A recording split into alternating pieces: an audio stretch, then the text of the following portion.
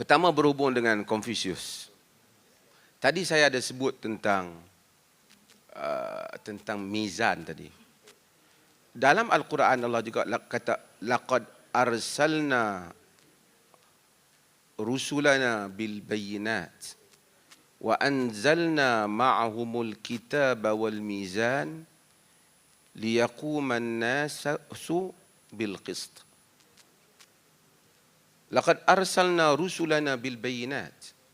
Kami telah hantar rusul-rusul kami, our messengers, bil bayyinat, with clear evidence, dengan hujah-hujah yang nyata. Wa anzalna ma'ahumul kitaba wal mizan. Dan kami juga we send down with them. Kami hantar juga bersama dengan mereka Al-Kitab, the scripture, kitab. Wal mizan, the balance. Allah kata, Allah menghantar Rasul dengan hujah-hujah, dengan evidence. Dan Allah hantar bersama Rasul itu apa? Kitab dan mizan tadi. Para ulama kata, bahas apa kitab, kita tahu kitab. Quran. Ataupun kitab-kitab yang sebelum ini, Taurat, Injil. Tapi apa itu mizan dalam maksud ayat ini? Surah apa ini? Surah Al-Hadid, surah Hadid. Apa dia itu mizan? Kata mereka, antara yang mereka sebut, seperti yang dinukilkan oleh Imam Ibn Kathir di dalam tafsir Ibn Kathir. Mizan di sini ialah huwal haq alladhi tashhadu bihi al-uqulu as-sahihatu al-mustaqimatu al-mukhalifatu lil-ara'i as-saqimati. Begitulah lebih kurang. Ini bukan hadis, saya quote daripada Ibn Kathir. Yang dikata mizan itu ialah akal yang sahih, sound, apa ni?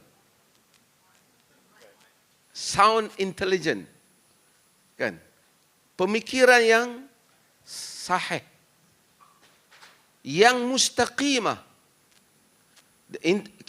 yang mustaqimah, yang lurus, yang menyanggahi pemikiran-pemikiran yang salah. Maksudnya walaupun adanya kitab, tapi manusia di dalam menilai kitab memerlukan pemikiran yang cerdas. Kadang-kadang Quran mampu dibaca, tapi mizan tidak ada. Cuma kita kalau tanya dalam Confucius, mungkin mizan itu cuba didapat, Quran pula tak ada. Maka orang Islam di samping boleh membaca Quran, tapi perlu kepada pemikiran yang jelas. Dan pemikiran yang jelas itu terhasil dengan membaca Quran, dengan melihat alam, dengan membuat penilaian yang stabil, memahami fitrah manusia. Itu perlu. Maka kita respect, kita menerima sebahagian daripada kata-kata Confucius yang baik apabila dia tidak bercanggah dengan apa yang ada dalam kitab dan sunnah. Kita kata itu termasuk di kalangan mungkin sebahagian daripada penilaian al-uqul as-sahihah al-mustaqimah tadi. Akal yang sahih, yang lurus tadi. Yang dapat menilai antara yang baik dan buruk. Bukan saja Quran, tapi akal itu. Dan ini juga perlu. Ramai orang dia membaca Quran, tapi dia tak mau berfikir dengan fikiran yang lain. Walaupun kadang-kadang ternyata tidak adil. Quran itu adil. Tapi sebahagian daripada pelaksanaannya itu jika diletakkan salah pada konteksnya, jadi tidak adil. Bukan kerana Quran itu tidak adil. Awak letak tempat yang salah.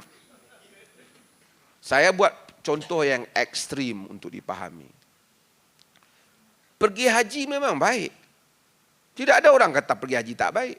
Tapi kalau awak pergi haji sehingga anak, isteri, keluarga tak dapat makan, kena wang semuanya dibelanja pergi haji, ya sudah tidak baik.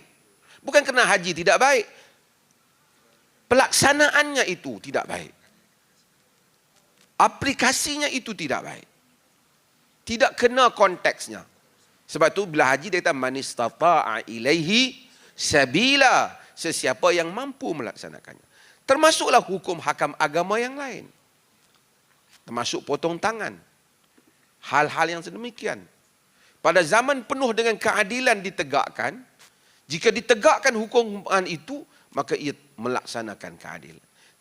Benar-benar melaksanakan keadilan.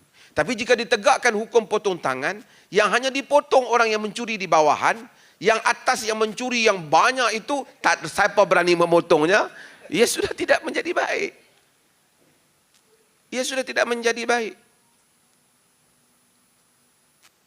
Sebab itu apabila orang datang kepada Nabi untuk meminta supaya dimaafkan anak orang besar yang mencuri, Nabi kata, innama halakal ladzina min qablikum idza saraqa fihimus syarif taraku wa idza saraqa fihimud dhaif aqamu alaihi had. Kerana binasanya orang sebelum kamu apabila orang yang besar-besar ada jawatan mencuri dibiarkan, kalau yang bawah dilaksanakan hukum. Bukan salah kerana laksanakan hukum, tetapi double standard. Maka bila dilaksanakan dalam keadaan double standard itu, yang buruknya itu wajah agama. Tapi sebenarnya bukan agama itu buruk. Samalah juga macam orang mau macam-macam, poligami ke apa, semua tu bagus. Tapi kalau awak poligami, sampai yang anak-anak yang lain semua tak makan, di mana bagusnya? Tapi kalau awak cukup duitnya, semua dapat, kalau tidak jadi macam kes yang Malaysia itu. Semuanya poligami 4, 3 itu. Ada yang seorang dalam kes, 40 anaknya, sehingga tak kenal anak. Kerana 4 orang isteri, satu isteri, 10 orang. Bagus produknya. Ramai. Berhasil benar.